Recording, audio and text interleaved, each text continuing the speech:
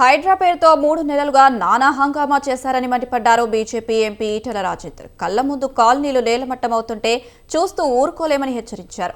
పేదలకు స్థలాలు, ఇల్లు ఇప్పించిన పార్టీ బీజేపీ అని స్పష్టం చేశారు ఈటెల రాజేందర్. స్థిరాస్తి వ్యాపారం పేరుతో భూములు కొల్లగొట్టేందుకు ప్రయత్నించారని మండిపడ్డారు.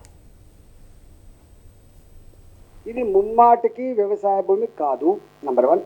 ఇది ముమ్మాటికి 276 మంది పట్టాలు బాధ్యత కొనుక్కొని రిజిస్ట్రేషన్ చేసుకున్నది. ఇది ముమ్మాటికి ఇది ఫస్ట్ డాక్యుమెంటు.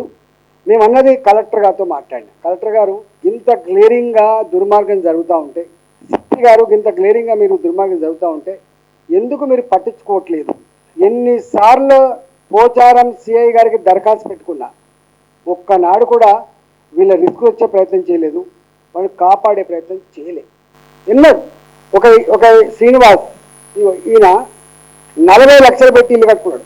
తన ప్లాంట్లో కట్టుకుంటే ఈ గుండాలు ఇప్పుడు వీళ్ళు ఎవరైతే వాచ్మెన్ అని చెప్తుందో చూసావా, మేము నిన్న చేయి చేసుకున్నామనేది చెప్తుండ్రో, వాచ్మెన్ అనేది చెప్తుందో, ఈ వాచ్మెన్లు వాళ్ళ నిత్యం పని ఏంటంటే నేను ఇంతకుముందు చెప్పినట్టుగా తాగాలి, తినాలి, మహిళలను వేధించాలి, దౌర్జన్యం చేయాలి, ప్లాట్ గుంజుకోవాలి. వీళ్ళది అది డ్యూటీ. వీళ్ళు పక్కకే ఎక్కడో ఉంటారట 20-25 మంది. అయితే ఇల్లు కట్టుకుంటే ఈ గుండాలు పోయి ఆ ఇల్లును కొలగొట్టి చిన్న ఎంప్లాయ్ అయిన వరంగల్ ఎంప్లాయ్ ఆయన అన్నాడు, నా ఇల్లు